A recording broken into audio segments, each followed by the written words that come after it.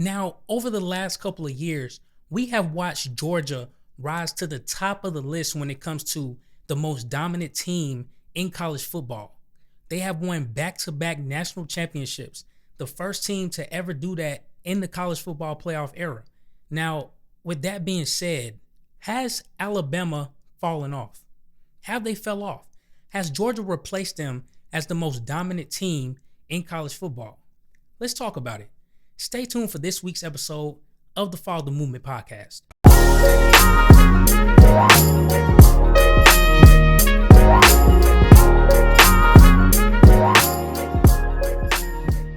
What is going on, everybody? Welcome to this week's episode of the Follow the Movement podcast. This is your host, Selldretti.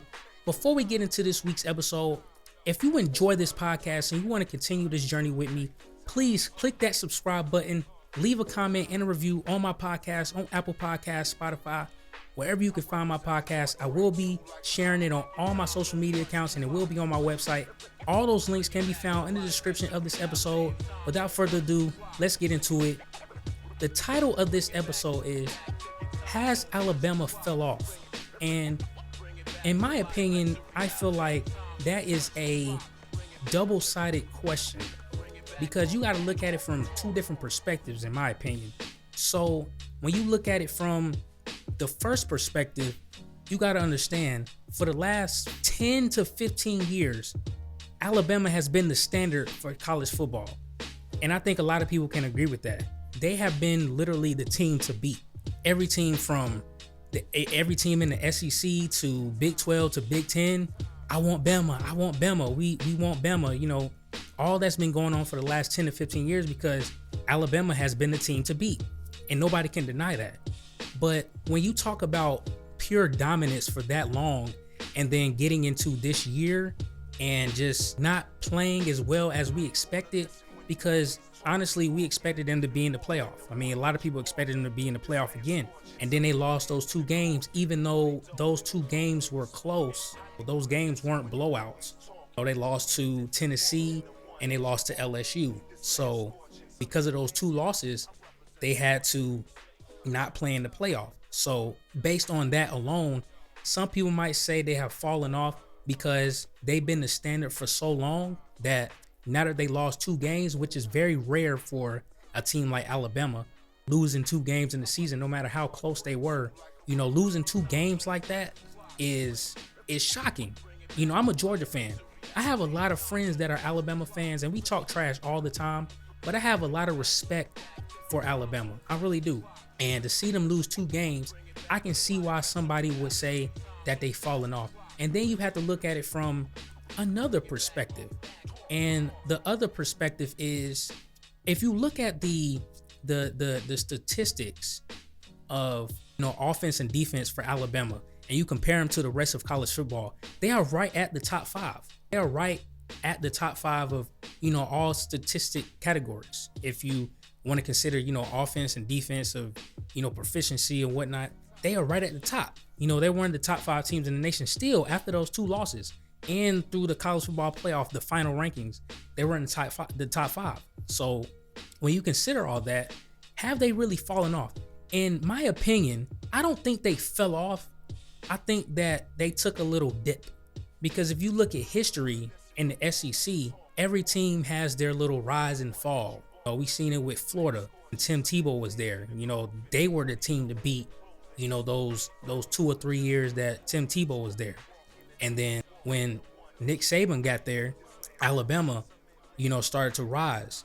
And they've been on the rise and they've been at that top, you know, that top echelon of college football for the last decade. And they've been the team to beat. And, you know, Auburn had their little moment too. With Cam Newton. And they went back to the national championship one of those years. Can't remember the quarterback's name at the time. They had their little moment too. And then when Kirby Smart got to Georgia, you started to see Georgia rise up. You know, rise up. Top 10, top 7, top 5. And then when it started to become like in the 2019, they started to be top 4, top 3, you know, being in the mix of the college football playoff every single year. And then we started to see Alabama and Georgia be those two teams. They go back and forth. It used to be Alabama and Clemson, but right now it's Alabama and Georgia. And I'm very interested in seeing how the college football playoff is when it expands to 12 games. Then lose a couple of games and still get in, if I'm not mistaken. So let's just say the college football playoff, 12 game college football playoff actually took place this year. Alabama would still be in it. And I think Alabama and Georgia would play again if all else went the same. I don't think TCU would have went that far. I don't even think Michigan would have went that far in the playoff. Considering, the losses that they took and the way they were playing in the playoff this year, I think it would have been Georgia and Alabama again this year. But to answer that question, I don't think they fell off at all. When you talk about pure dominance for a decade, you got to give Alabama their flowers. Even though I'm a Georgia fan and I talk trash about Alabama all the time, but at the end of the day, they are still one of the teams to beat. They still in the top 3, top 4 every year at the beginning and throughout the season. I know they lost those 2 games against Tennessee and LSU, but there were close games. And let's not act like LSU and Tennessee were bad teams. They were good teams. They really were.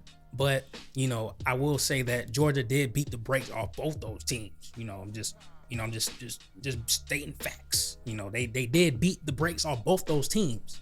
But as far as saying Alabama fell off, I don't think they fell off. I think they just had a little dip. And, I think they're rebuilding because, Bryce Young is leaving. Anderson, their best defensive player, is leaving for the draft. So I think they're going to remain at that top. I don't know how well they're going to perform next year, to be honest. I don't even know how well Georgia's going to perform.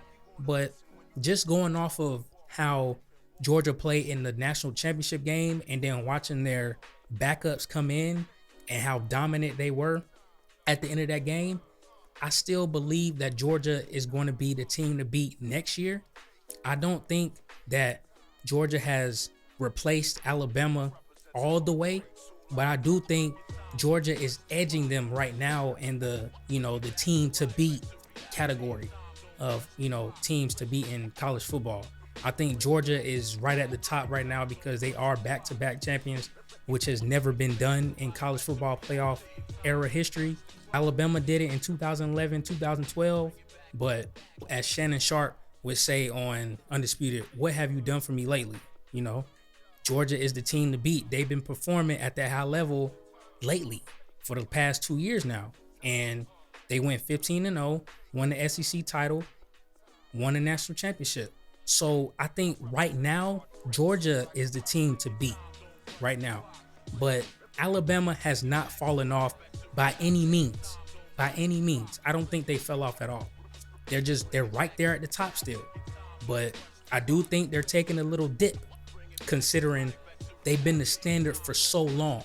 Like, they've been the standard for a decade. They've been the team to beat every team, almost every team in the country. We want Bama. We want Bama. And then when they play Bama, they get blown out. They see what happens. It's been like that for the last decade. But now we seeing teams building their recruiting roster up, getting, 5-star, 4-star athletes, building their teams up over time to compete with Alabama. And we see the actions that take place when you recruit at a high level like that. You recruit players to play against teams like Alabama. Tennessee beat Alabama. LSU beat Alabama. And I believe if Alabama went to the SEC championship, I think Georgia would have beat Alabama, to be honest. So to answer that question, I don't think Alabama fell off. I think they're still on. I think they just took a little dip and they're still right there. But as you know, Georgia won back-to-back. So right now, Georgia is the team to beat. So Georgia is that team right now. But that's all I got for this video. I hope you enjoyed this content. I really appreciate everybody who's been listening to my podcast. This is the first visual podcast that I'm doing. All the rest are audio. So from now on, they're going to be audio and video. Pretty much the same content. Just some of the music is going to be different on the audio versus the video. Some of the content is going to be different. But everything's going to be the same. Essentially, I'm just adding some video in there just to get some, some video in there. So I appreciate everybody that's watching. Please like, share, subscribe this video. Leave a comment on my podcast on Apple Podcasts, Spotify, everywhere you can find my podcast. I really appreciate everybody that's listening. I will catch y'all on the next episode. Be all you can be. Stay true to who you are. And remember to follow the movement. Peace.